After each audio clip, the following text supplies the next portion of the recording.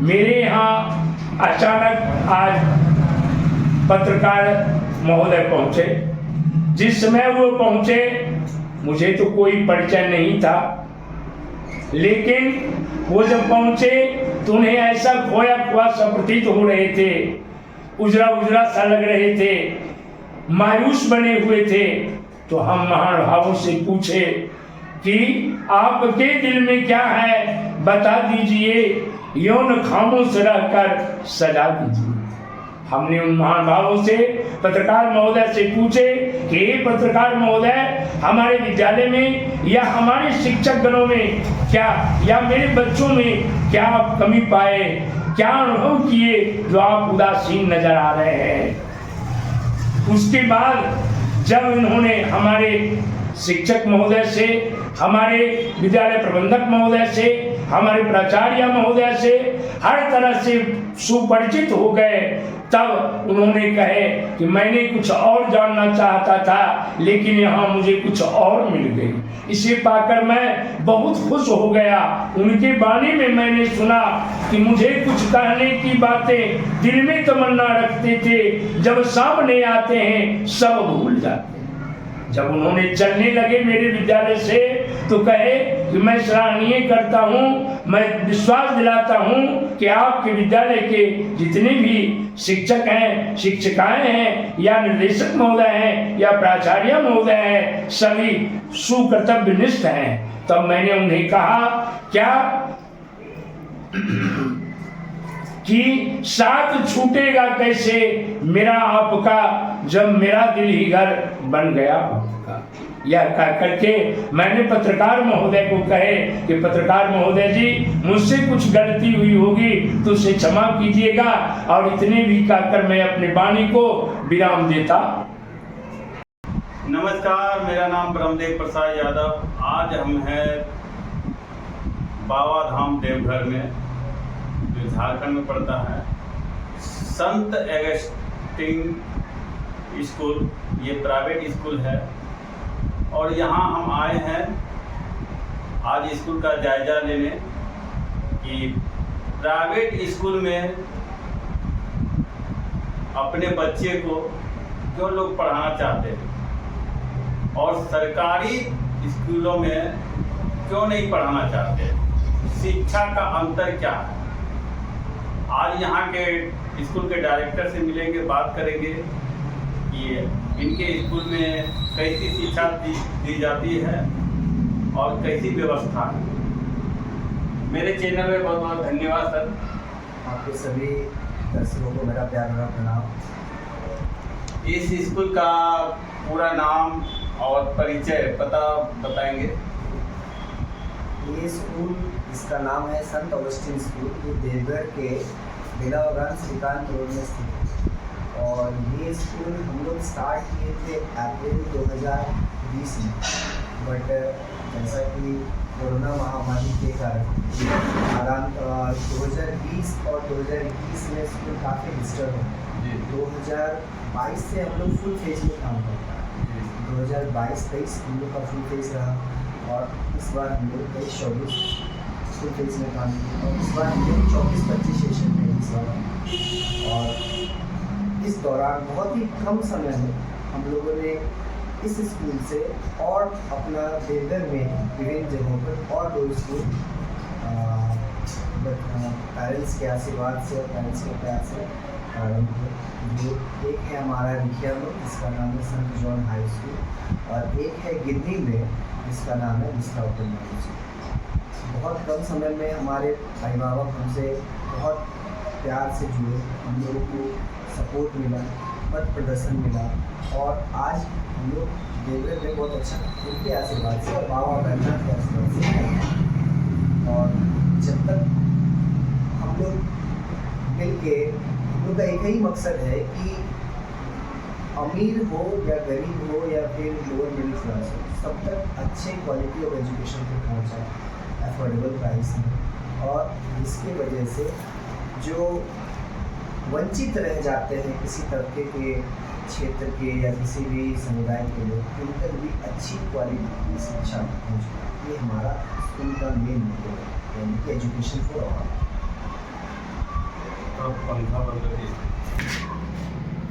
आपके स्कूल में क्या क्या सुविधाएं दी जाती है विद्यार्थियों को, यहाँ के अभिभावकों को? जैसे हमारा जो स्कूल है वो 3 साल के बच्चों से लेकर करके क्लास 10 तक का है। और इसमें सबसे पहले हम छोटे बच्चों के बारे में बताएंगे। छोटे बच्चों को सारी खेल कूद की सुविधाएं हैं, योगा की सुविधाएं हैं।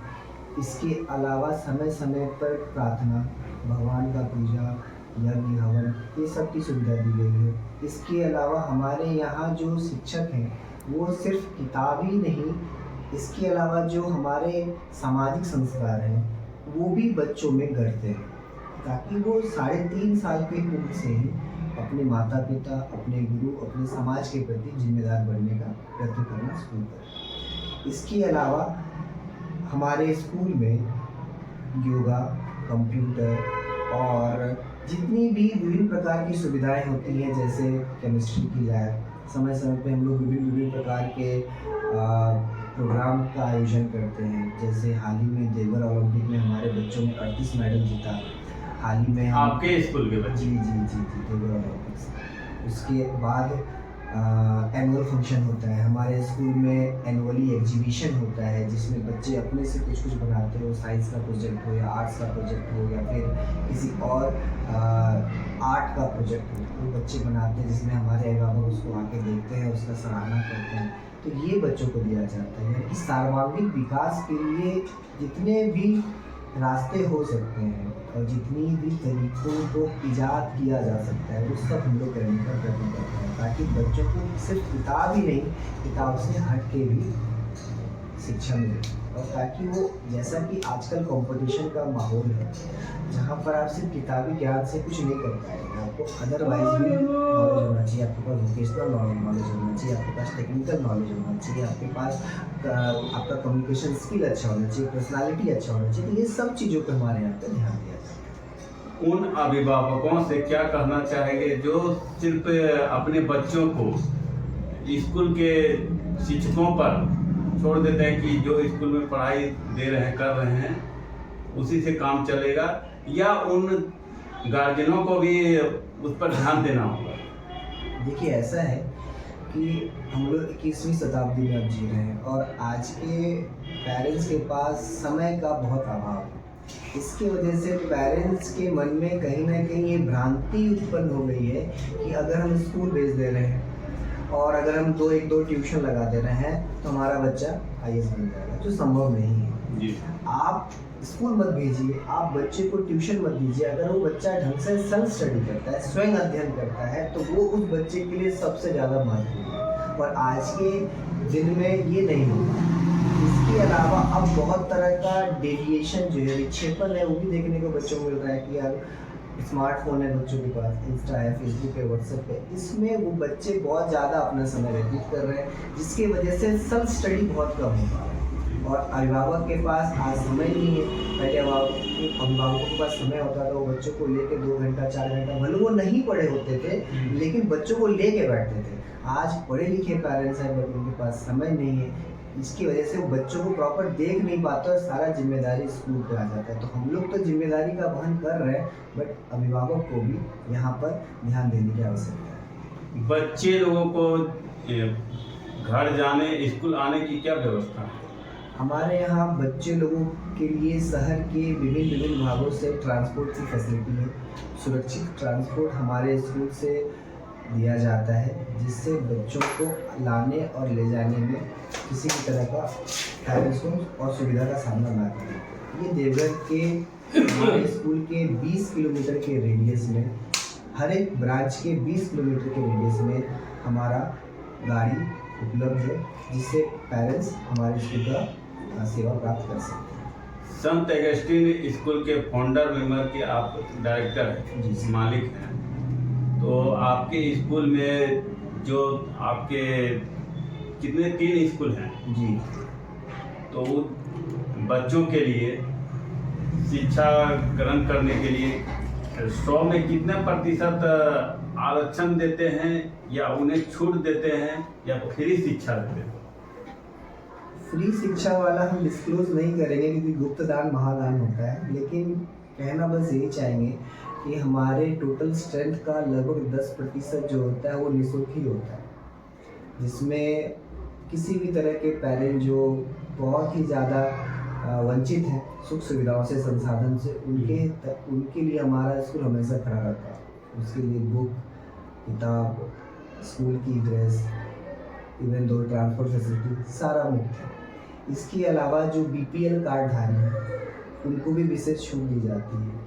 इसके अलावा जो बहुत हमारे यहाँ जो बहुत अच्छे तेज बच्चे होते हैं वो स्कॉलरशिप क्वालिफाई करते हैं, और स्कॉलरशिप क्वालिफाई करने के बाद उनको भी मासिक शुल्क में रियायत दी जाती है। तो बहुत तरह का मोड ऑफ डिस्काउंट है जो पेरेंट्स जिसका लाभ ले सकते हैं। उन अभिभावकों से क्या कहना चाहेंगे जो अपने बच्चे को अच्छे स्कूल में नामांकन कराना चाहते हैं? वो आपके स्कूल में कब तक तिथि है, अंतिम तिथि, और कैसे नामांकन कराना है, क्या अनुरोध करेंगे? हमारे स्कूल में 2024-25 सत्र के लिए जो नामांकन है वो प्रारंभ है, और अभी नामांकन निःशुल्क हो रही है। और इस वीडियो के दौरान अगर कोई व्यक्ति हमारे स्कूल में नामांकन करवाते हैं तो उनको किताब पे भी 10% का हमारा स्कूल आपके लिए छूट देगा। और ये नामांकन की जो अंतिम तिथि है वो 25 अप्रैल 2024 तक रहेगी। इसके बाद फ्री एडमिशन बंद हो जाएगा। उसके बाद एडमिशन में कुछ शुल्क दे करके एडमिशन अगला और 20 दिन तक लिया जाएगा। के साथ संत अगस्टिन प्राइवेट स्कूल के वरीय शिक्षक मौजूद हैं। ये हिंदी के ज्ञानदाता एवं संस्कृत के ज्ञानदाता हैं। संत अगस्टिन स्कूल के बारे में जानकारी चाहेंगे। बताइए सर, इस स्कूल में पदार्पण किस अनुभव के साथ किए आप? इस विद्यालय में आने की हमारी हार्दिक इच्छा, आकांक्षा और दृढ़ विश्वास था कि यहाँ के विद्यालय निर्देशक महोदय एवं प्राचार्य महोदय के साथ अचानक मुलाकात हुई। उस मुलाकात में इन्होंने मुझे आमंत्रण दी। मैं आमंत्रण के रूप में इस विद्यालय में उपस्थित हुए। उपस्थित होने के बाद यहाँ के बच्चों में, बच्चियों में जो उत्साह, उमंग और सीखने की धारणा जो देखे, वह देखकर हम बच्चों के प्रति और इस संस्था के प्रति आकर्षित होकर समर्पित हो गए। और मैं इस विद्यालय में हिंदी और संस्कृत की शिक्षा प्रदान करने लगी। शिक्षा प्रदान करने के क्रम में यहाँ के बालक बालिकाएं, बच्चे बच्चियाँ, लड़का लड़कियाँ, लड़के लड़कियाँ, सभी को मैं हिंदी साहित्य में, संस्कृत देव भाषा में कुछ वैसी बौद्धिक विकास के लिए ज्ञान प्रदान करने को उत्साहित किए, परिमार्जित किए, सुसज्जित किए। बच्चे हमारे बताए गए रास्ते पर चले, अनुकरण किए। उनमें शिष्टाचार की भावना, विनयशीलता की भावना, आदर की भावना, विनम्रता की भावना, जो सुसंस्कृत सुनिष्ठ होनी चाहिए, वो हमने बच्चों में पाए। और मेरे द्वारा क्या कहा जाए, विद्यालय प्रबंधक महोदय के द्वारा मैंने जो स्थान दिए, मैंने जो शिक्षा दिए उसका अभिभार मैं चाहता हूँ, आभार मैं चाहता हूँ बच्चों के द्वारा मुझे प्राप्त हो। मेरे बच्चे जहाँ भी जाए मेरे यश और मेरे चरित्र के विषय में वर्णन करें। आप एक सरकारी शिक्षक थे, रिटायरमेंट के बाद एक प्राइवेट स्कूल में योगदान दे रहे हैं और निःशुल्क शिक्षा दे रहे हैं। कैसे ये भाव जगा आपका? मैंने बाल्यकाल से ही शिक्षा के प्रति जागरूक सजग रहे, क्योंकि मैं एक निर्धन परिवार का आचार विचार व्यवहार और ओहदे पर जी रहे थे। वो निर्धनता ने मुझे शिक्षा की ओर मुखातिब किया। जब मैं शिक्षा ग्रहण करके शिक्षक बना, उस समय भी मेरी यही योगदान और उदारता रही।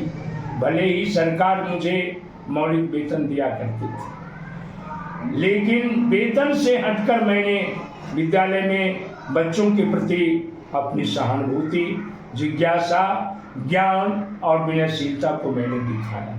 कहा भी गया है कि मजदूरी देकर मजदूरों का ऋण नहीं चुकाया जा सकता। उसके बाद जब मैं सेवानिवृत्त हुए तो मुझे ऐसा आभास प्रतीत होने लगा कि मैं बैठकर क्या करूं। मैंने तो सब दिन कर्मठता के साथ, उदारता के साथ, सच्चरित्रता के साथ अपने जीवन व्यतीत किए।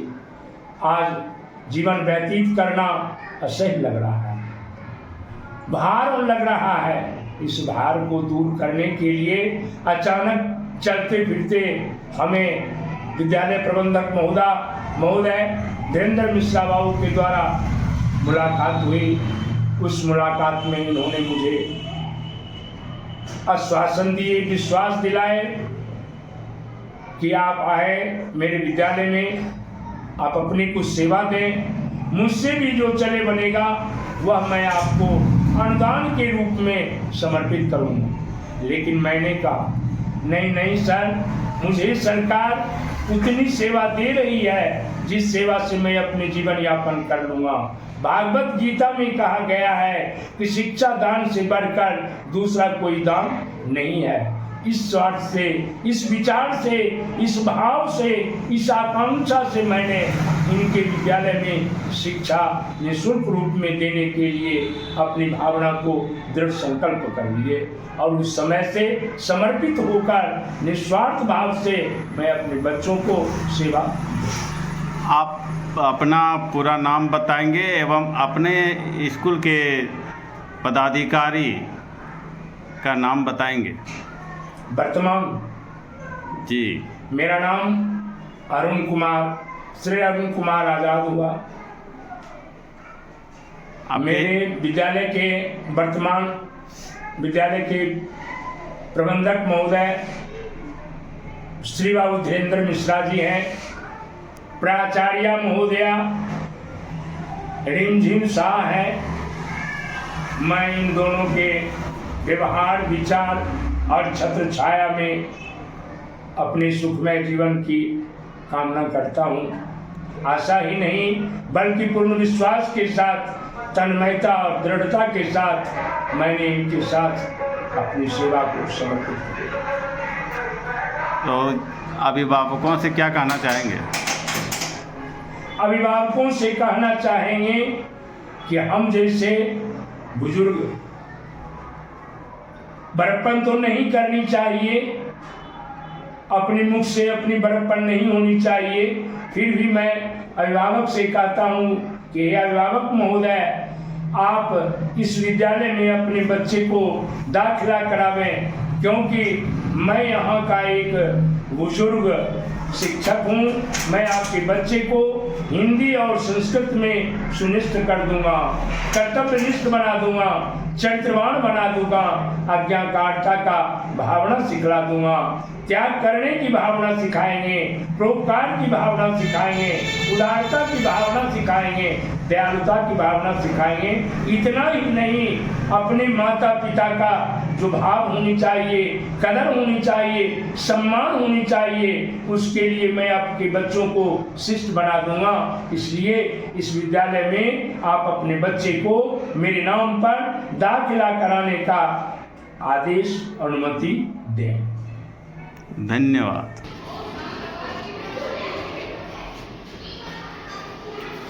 नमस्ते सर, वेलकम सर।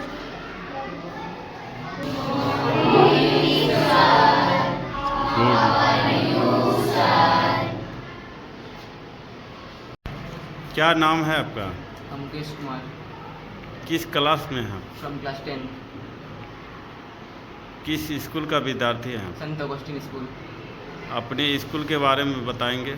इनका जन्म 394 BC के आसपास हुआ था। वो एक समाज सेविका थे, उन्हीं के नाम पे हमारा स्कूल संत अगस्टिन स्कूल का नाम पड़ा है। स्कूल की व्यवस्थाएं बताएंगे। स्कूल में हर तरह की फैसिलिटी उपलब्ध है। हमारे स्कूल में शिक्षक एवं शिक्षिकाएं जितने भी हैं सब अच्छे हैं। आप बोलिए। Hello sir, I am Tripti Kumari from standard 4, and I am Mukesh Kumar from standard 10 from Deoghar, the the land land of of Shiva. I am so blessed to study of my Sant Augustine school. Here at Sant Augustine School, we have a great parental care. Our teacher is just like our parents. Blessed to get an opportunity to study here at Sant Augustine School. Thank you. आप कितने वर्षों से पढ़ाई कर रही हैं यहाँ? Sir हम 3 years से पढ़ाई कर रहे हैं। 3 ईयर से। तो यहाँ स्कूल में पढ़ने का उचित कैसा लगा कि हम स्कूल में पढ़े तो कैसा ज्ञान मिल रहा है? सर हमें बहुत अच्छा लग रहा है। हम जिस स्कूल में पहले पढ़ते थे वहाँ उतना नहीं लगता था, पर हम इस स्कूल में जब से आए हमें बहुत सारा सुधार मिला है, जो कि हमें यहाँ पर बहुत अच्छा लगता है। हमारे टीचर्स हमें पेरेंट्स की तरह प्यार करते हैं। क्या नाम हुआ आपका? मेरा नाम सारिका शर्मा है, मैं सोशल की टीचर हूँ। सोशल में कितने दिनों से पढ़ा रहे हैं? इस विद्यालय में 2 साल से सर। 2 साल से। तो आपका इस स्कूल का बेसिक रिजल्ट क्या है? सर बेस तो बहुत बैकवर्ड बैकग्राउंड से बच्चे आते हैं, लेकिन बहुत मेहनती बच्चे हैं और धीरे धीरे इनका लेवल ऊपर ही जा रहा है हमारे स्कूल में। अच्छा, आपके यहाँ जो बच्चे आते हैं वो बैकवर्ड क्लास से, नीचे स्तर से, थोड़े इकोनॉमिक लेवल पर, वो इकोनॉमिक लेवल पे, नीचे स्तर से बैकवर्ड क्लास से भी आते हैं सारे। हाँ, सारे लोग यहाँ। तो यहाँ से लोग आपको पढ़ते हैं। बेसिक, हाँ बेसिक हमें 0 से शुरुआत करना पड़ता है सर, हर चीज़, क्योंकि उस लेवल से बच्चे जब आते हैं तो आपको शुरू से सब कुछ सिखाना पड़ता है बच्चों को, जूनियर टू सीनियर सभी को, हर एक चीज़। या रिजल्ट का परसेंटेज कितना है? सर रिजल्ट बहुत अच्छा है, बच्चों 90+ बच्चों का इस बार फाइनल्स में आया है। 95 भी गया है, 98 भी गया है। क्रिया की जानकारी में जो सहायक होते हैं उसे कारक कहते हैं। कारणकस्य कतिवेदा सन्ति।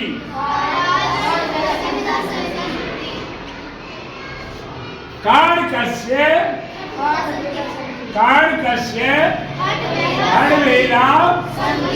खड्वेदा सन्ति। कह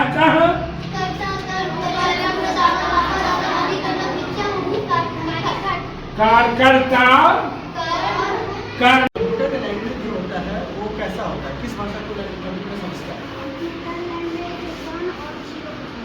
उसके बाद में जैसे कि ह्यूमन इंटरफेस में अगर कोई यूज़र है, वो अगर कोई डाटा को पुट करता है कंप्यूटर में, तो वो उसका फीडबैक कैसे लेता है?